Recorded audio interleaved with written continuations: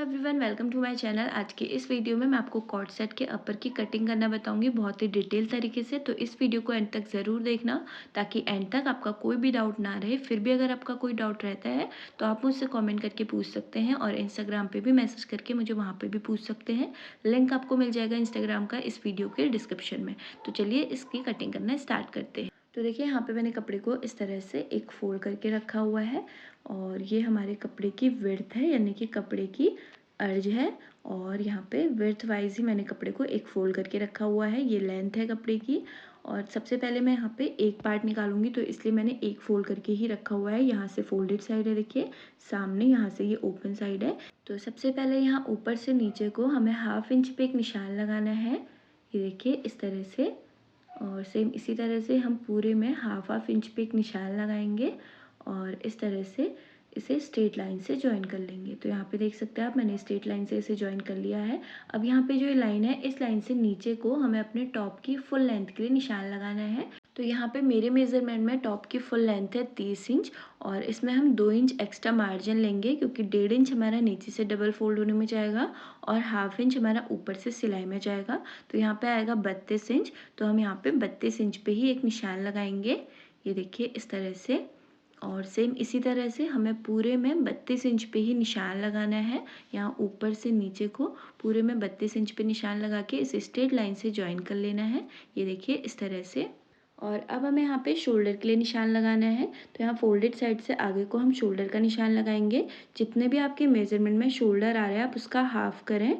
जैसे मेरे मेजरमेंट में शोल्डर है 13 इंच, 13 का मैंने आधा किया तो आया 6.5 इंच। और 6.5 में मैं 1/2 इंच और एक्स्ट्रा ऐड कर दूंगी क्योंकि इसे हम कॉलर वाला बना रहे हैं। तो यहाँ पे शोल्डर हम थोड़ा सा बढ़ा के लेंगे। तो यहाँ पे मैं 7 इंच का शोल्डर ले रही हूँ। तो इस तरह से हमें 7 इंच पे एक निशान लगाना है, ये देखिए इस तरह से।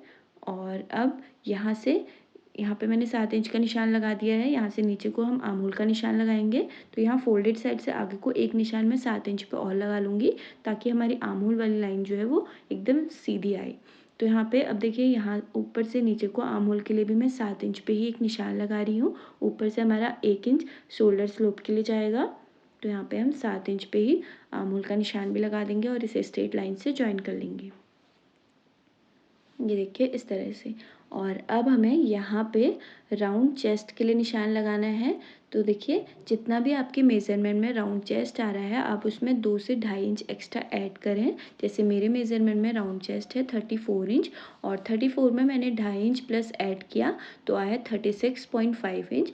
36.5 को मैंने 4 से डिवाइड किया तो आया यहाँ पे 9.125 इंच। और यहाँ पे मैं 9.125 इंच पे ही इस तरह से निशान लगा लूँगी, देखिए। और अब हमें यहाँ पे ये देखिए जो ऊपर वाली लाइन है, इस लाइन से नीचे को कमर और हिप के लिए निशान लगाना है। तो यहाँ पे मैं कमर के लिए 14 इंच पे निशान लगाऊंगी, ये देखिए यहाँ पे हमें 14 इंच पे निशान लगाना है कमर के लिए। और यहाँ से नीचे को 21 इंच पे हमें राउंड हिप के लिए निशान लगाना है। तो यहाँ पे हम हिप का मेजरमेंट लेंगे और यहाँ पे कमर का। तो चलिए अब हम यहाँ पे भी निशान लगा लेते हैं।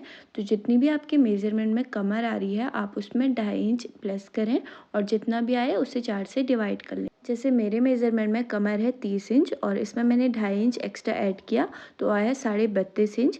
और 32.5 को हमें 4 से डिवाइड करना है, यानी कि 4 से भाग देना है तो आएगा 8.125 इंच। तो यहाँ पे हमें इसी तरह से 8.125 इंच पे ही निशान लगा लेना है, ये देखिए इस तरह से। और इसे हम यहाँ पे स्ट्रेट लाइन से ज्वाइन कर लेंगे। तो देखिए यहाँ पे हमने इसे स्ट्रेट लाइन से ज्वाइन कर दिया है। अब सेम इसी तरह से हमें राउंड हिप के लिए भी निशान लगाना है।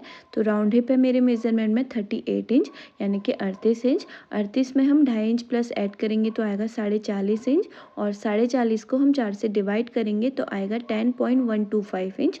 तो यहाँ पे राउंड हिप के लिए भी हमें 10.125 इंच पे ही इस तरह से निशान लगा के इसे स्ट्रेट लाइन से ज्वाइन कर लेना है, ये देखिए इस तरह से। तो अभी देखो हमने जितना निशान यहाँ पे राउंड हिप का लगाया है सेम इतना ही निशान हम अपने टॉप के बॉटम पार्ट पे भी लगाएंगे, यानी कि यहाँ पे। ये देखिए जितना निशान हमने राउंड हिप के लिए लिया है सेम इतना ही निशान हम यहाँ पे भी लगाएंगे। आप इसे कम या ज़्यादा भी ले सकते हैं थोड़ा बहुत, लेकिन यहाँ पे मैं राउंड हिप के बराबर ही इसे इस तरह से ये निशान लगा दूंगी। तो राउंड हिप मैंने लिया था 10.125 इंच, सेम इतना ही निशान हम इसके बॉटम पार्ट पे भी लगा लेंगे 10.125 इंच पे, ये देखिए इस तरह से। अब इन सारे पॉइंट्स को हमें स्ट्रेट लाइन से मिला लेना है। ये देखिए इन सारे पॉइंट्स को हम इसे स्ट्रेट लाइन से इस तरह से मिलाएंगे और यहाँ पे इसी लाइन से आगे को अब हमें इसके मार्जिन के लिए भी निशान लगाना है। तो यहाँ पे मैं मार्जिन ले रही हूँ 1.5 इंच और यहाँ पे पूरे में हमें 1.5 इंच पे निशान लगाना है। सेम इसी तरह से इसे भी हम स्ट्रेट लाइन से ज्वाइन कर देंगे। ये देखिए 1.5 इंच का निशान लगाने के बाद इसे भी हमें यहाँ पे इस तरह से स्ट्रेट लाइन से ज्वाइन कर लेना है। तो यहाँ पे मैंने इसे ज्वाइन कर लिया है। देखिए अब हमें यहाँ पे आर्म होल के लिए निशान लगाना है। तो आर्म होल वाली लाइन को इस तरह से मेज़र करते हुए आर्म होल का हमें मिड पॉइंट लेना है और जहाँ पे भी मिड पॉइंट आ रहा है यहाँ पे हम एक निशान लगा लेंगे। ये देखिए इस तरह से। अब जो हमने ये निशान लगाया है इसी निशान से अंदर को और बाहर को 0.25 इंच पे हमें निशान लगाना है। ये देखिए इस तरह से। तो अभी देखो मिड पॉइंट से जो अंदर को मैंने 0.25 इंच का निशान लगाया है इससे हम फ्रंट आर्म होल का शेप देंगे और मिड पॉइंट से जो बाहर को मैंने 0.25 इंच का निशान लगाया है इससे हम बैक आर्म होल का शेप देंगे। तो यहाँ पे मैंने शेप देने के लिए ये वाला स्केल यूज़ कर रही हूँ मैं फ्रेंच कर्व का और यहाँ पे सबसे पहले मैं फ्रंट आर्म होल का शेप दे रही हूँ।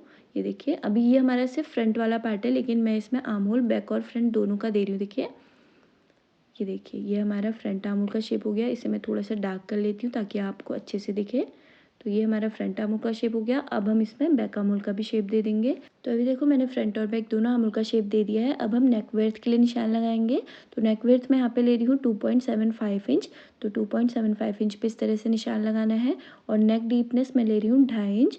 2.5 इंच पे निशान लगा के यहाँ पे हम इस तरह से एक बॉक्स बना लेंगे। ये देखिए और यहाँ पे हमें नेक का शेप देना है। अब देखिए यहाँ पे जो एक कॉर्नर है इस कॉर्नर से आगे को हमें यहाँ पे 1 इंच पे निशान लगाना है। ये देखिए इस तरह से। और अब इस निशान को ध्यान में रखते हुए ही हमें यहाँ पे ये शेप देनी है। तो यहाँ ऊपर से हम इस तरह से यहाँ पे ये नेक का शेप दे देंगे। ये देखिए तो यहाँ पे हमने नेक का शेप दे दिया है और अब हमें यहाँ पे ये जो हमारी आर्म होल वाली लाइन है इस लाइन में ऊपर से नीचे को 1 इंच पे निशान लगाना है। देखिए ऊपर से जो हमने लाइन ड्रॉ करी थी इस लाइन से नीचे को ही हमें यहाँ पे 1 इंच पे निशान लगाना है और अब इस निशान को यहाँ पे नेक विड्थ वाले पॉइंट से मिलाते हुए तिरछी लाइन से ज्वाइन कर लेना है। ये देखिए इस तरह से। और यहाँ पे हम इसमें 0.25 इंच का मार्जिन लेते हुए इसे कट करेंगे। तो ये हम कट करते टाइम ध्यान रखना है हमें कि 0.25 इंच का मार्जिन लेना है। और यहाँ पे देखिए मैंने फ्रंट और बैक दोनों आर्म होल का शेप दिया हुआ है। पहले हमें बैक आर्म होल का ही शेप इसमें कट करना है। तो यहाँ पे देखिए इसकी पूरी मार्किंग कंप्लीट हो गई है।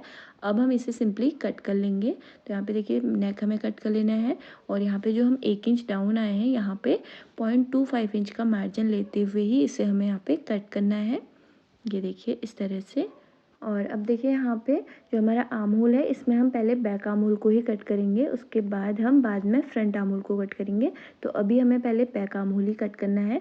तो इसे हम इसी तरह से कट करके बाकी जो मार्किंग है इसी पर पूरी कटिंग हमें कर लेनी है। तो यहाँ पे देख सकते हैं आप, मैंने यहाँ पे फ्रंट वाले पार्ट की पूरी कटिंग यहाँ पे कर ली है। ये देखिए।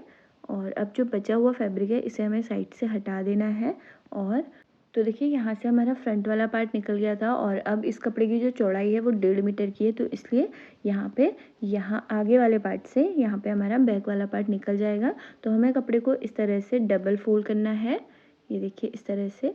और यहाँ पे मैंने एक फोल्ड करके रख दिया है बैक पार्ट के लिए भी सेम फ्रंट वाले पार्ट की तरह। तो यहाँ पे इस तरह से रखने के बाद इसके ऊपर हम अपना फ्रंट वाला पार्ट रखेंगे। ये देखिए बिल्कुल मिलाते हुए इसे हमें अपने फ्रंट वाले पार्ट को इस तरह से रख लेना है। तो देखिए इस तरह से बिल्कुल मिलाते हुए मैंने यहाँ पे इसे रख दिया है। अब जो हमारा बैक वाला पार्ट है देखिए इस वाले पार्ट को हमें ऊपर से 1 इंच एक्स्ट्रा रखना है। ये देखिए फ्रंट वाले पार्ट से 1 इंच ऊपर एक्स्ट्रा रखना है। तो यहाँ पे हम पूरे में 1 इंच पे निशान लगा देंगे। ये देखिए इस तरह से पूरे में हमें 1 इंच पे निशान लगाना है और इसे हम तिरछी लाइन से ही यहाँ पे ज्वाइन कर लेंगे। ये देखिए इस तरह से। अब यहाँ पे देखिए नेक विड्थ हमारी सेम रहेगी जितने हमने फ्रंट पार्ट में ली थी 2.75 इंच और बैक नेक की डीपनेस यहाँ पे हम लेंगे 1/2 इंच। तो यहाँ पे हमें नीचे को 1/2 इंच पे इस तरह से एक निशान लगाना है और इस निशान को यहाँ पे नेक विड्थ से मिलाते हुए यहाँ पे बैक नेक का शेप देना है। ये देखिए अब हमारा बैक पार्ट में सिर्फ ऊपर से ही 1 इंच एक्स्ट्रा रहेगा, बाकी साइड से देख सकते हैं आप आर्म होल जो है ये हमारा बैक आर्म होल को हम सेम इसी तरह से ड्रॉ कर लेंगे। और साइड से भी हमारा सेम इसी तरह से रहेगा और नीचे से भी सेम इसी तरह से फ्रंट और बैक सेम रहेंगे। बस ऊपर से हमारा जो बैक वाला पार्ट है यहाँ पे 1 इंच हमें एक्स्ट्रा लेना है और नेक का शेप इस तरह से देना है। बाकी बैक वाला पार्ट और फ्रंट वाला पार्ट हमारा पूरा सेम रहेगा।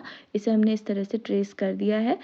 अब हमें सिंपली इसी मार्किंग के ऊपर इसकी पूरी कटिंग कर लेनी है। तो देख सकते हैं आप, मैंने इसे पूरा कट कर लिया है। तो यहाँ पे हमारा बैक पार्ट की पूरी कटिंग हो गई है। अब हम यहाँ पे अपने फ्रंट वाले आर्म होल को कट करेंगे। तो देखिए यहाँ पे फ्रंट वाले पार्ट को इस तरह से बिल्कुल मिलाते हुए रखना है और अभी फ्रंट वाला जो आर्म होल है इसे भी हम कट कर लेंगे। तो यहाँ पे देख सकते हैं फ्रंट और बैक दोनों पार्ट की कटिंग हो गई है। अब हम स्लीव्स की कटिंग करेंगे। तो स्लीव कट करने के लिए मैंने कपड़े को इस तरह से एक फोल्ड करके रखा हुआ है। ये देखिए विड्थ वाइज एक फोल्ड करके रखा है। यहाँ से ओपन साइड है, यहाँ से फोल्डेड साइड है ये। और अब हम एक फोल्ड इसे और कर लेंगे विड्थ वाइज, ये देख सकते हैं। तो यहाँ पे 4 फोल्ड में मैंने कपड़े को रख दिया है। 2 फोल्डेड साइड हैं, 2 ओपन साइड है और यहाँ से चारों साइड इसमें फोल्डेड है। तो सबसे पहले ऊपर से नीचे को हमें 1/2 इंच पे एक निशान लगाना है और इसे स्ट्रेट लाइन से ज्वाइन कर लेना है। ये देखिए इस तरह से। और अब इसी लाइन से नीचे को हम अपनी स्लीव्स की फुल लेंथ के लिए निशान लगाएंगे। तो यहाँ पे मेरे मेजरमेंट में स्लीव्स की फुल लेंथ है 23 इंच और 23 में से हम 5 इंच माइनस करेंगे क्योंकि 5 इंच का हमारा नीचे से कफ लगेगा। तो आएगा 18 इंच यानी कि 18 इंच और 18 में हम 1 इंच प्लस कर लेंगे क्योंकि 1/2 इंच हमारा ऊपर से सिलाई में जाएगा और 1/2 इंच हमारा नीचे से सिलाई में जाएगा। जब हम कफ को ज्वाइन करेंगे तो आएगा 19 इंच। तो यहाँ पे हम 19 इंच पे निशान लगा देंगे यानी कि 19 इंच पे इस तरह से निशान लगा लेंगे। सेम इसी तरह से हमें पूरे में ऊपर से नीचे को 19 इंच पे निशान लगाना है और इसे स्ट्रेट लाइन से यहाँ पे ज्वाइन कर लेना है। ये देखिए इस तरह से। अब हमें यहाँ पे फोल्डेड साइड से आगे को 7.5 इंच पे एक निशान लगाना है और इस निशान से नीचे को हम 3.5 इंच पे निशान लगाएंगे और 3.5 इंच तक ही हमें एक लाइन भी ड्रॉ कर लेनी है। ये देखिए इस तरह से। और अब इस निशान से यहाँ इस कॉर्नर में मिलाते हुए हमें एक तिरछी लाइन खींचनी है और इस लाइन को मेज़र कर लेना है। और ये जितनी भी आ रही है इसे हमें 3 पार्ट्स में डिवाइड करना है। तो देखिए पहले हम इसका मिड पॉइंट निकालेंगे। तो ये मिड पॉइंट पे निशान लगाएंगे, उसके बाद इसे हमें 3 पार्ट्स में इसी तरह से डिवाइड कर लेना है। अब जो साइड के जो 2 निशान हैं, इन 2 निशानों को ऊपर को हमें 0.75 इंच पे इस तरह से निशान लगाना है और लास्ट का जो निशान है इसे हम 1/2 इंच नीचे निशान लगा लेंगे। और इसी तरह से मिलाते हुए पहले बैक आर्म होल का शेप देंगे और उसके बाद यहाँ पे फ्रंट आर्म होल का शेप। तो यहाँ पे फ्रंट और बैक दोनों आर्म होल का शेप मैंने दे दिया है। अब हम बॉटम पार्ट के लिए निशान लगाएंगे। तो बॉटम पार्ट मेरे मेजरमेंट में है 10 इंच। 10 का हमने आधा किया तो आया 5 इंच और इसमें मैं 4 इंच एक्स्ट्रा ऐड करूँगी क्योंकि यहाँ पे हमें गैदर्स देनी है। अगर आपको ज़्यादा या फिर कम गैदर्स देनी है तो आप इसको अपने हिसाब से एडजस्ट कर सकते हैं। यहाँ पे मैं 4 इंच एक्स्ट्रा लूँगी तो आएगा 9 इंच। तो यहाँ पे हम इस तरह से 9 इंच पे निशान लगा लेंगे। अब साइड से जो हमारा बचा ये 1.25 इंच, तो ये हमारा हो जाएगा साइड का मार्जिन और यहाँ पे भी हम निशान लगा लेंगे। सेम इसी तरह से ऊपर भी हमें यहाँ पे साइड से मार्जिन के लिए निशान लगाना है 1.25 इंच पे और मार्जिन वाले पॉइंट को मार्जिन वाले पॉइंट से मिलाना है और अंदर वाले पॉइंट्स को अंदर वाले पॉइंट से मिलाते हुए इसे स्ट्रेट लाइन से हमें यहाँ पे ज्वाइन कर लेना है। ये देखिए इस तरह से। तो यहाँ पे हमारी स्लीव्स की मार्किंग भी पूरी कंप्लीट हो गई है और अब हमें इसी मार्किंग के ऊपर इसे कट कर लेना है। तो देखिए यहाँ पे हमारी पूरी मार्किंग हो गई है। अब हम इसे सिंपली इसी मार्किंग के ऊपर कट कर लेंगे। नीचे से हमारे इसमें गैदर्स आएंगे, ऊपर से हमारे कोई भी गैदर्स नहीं आएंगे। तो देखिए स्लीव्स की कटिंग हो गई है। इसके मिड पॉइंट पे भी हमने यहाँ पे कट लगा दिया है। एक्स्ट्रा फैब्रिक हमें साइड से हटा लेना है और अब हम इसका फ्रंट वाला पार्ट कट करेंगे यानी कि जो फ्रंट के लिए हमने डीप दिया था और इसे हमें इस तरह से स्लीव्स को खोलते हुए कट करना है। तो 2 पार्ट्स में रखते हुए यहाँ पे फ्रंट का जो हमने आर्म होल ड्रॉ करा हुआ है इसे हम कट कर लेंगे। तो स्लीव्स की कटिंग भी हो गई है। अब हम इसके बॉटम पार्ट पे यहाँ पे जो कफ लगाने हैं उसके लिए हम कपड़ा कट करेंगे। तो यहाँ पे मैंने ये 4 पीस कट करके रख दिए हैं और इसकी लेंथ और विड्थ मैंने कितनी ली है वो मैं आपको बताती हूँ। तो यहाँ पे इसकी जो विड्थ है ये आप अपने अकॉर्डिंग ले सकते हैं, जितनी भी आपको गैदर्स देनी है उसके बाद जो आपका साइड का मार्जिन है ना उसके हिसाब से। ये मैं लूँगी यहाँ पे 12 इंच और इसकी जो लेंथ है ये मैंने ली है 6 इंच। 5 इंच हमारी रेडी आएगी और हाफ इंच हमें साइड से एक्स्ट्रा लेना है।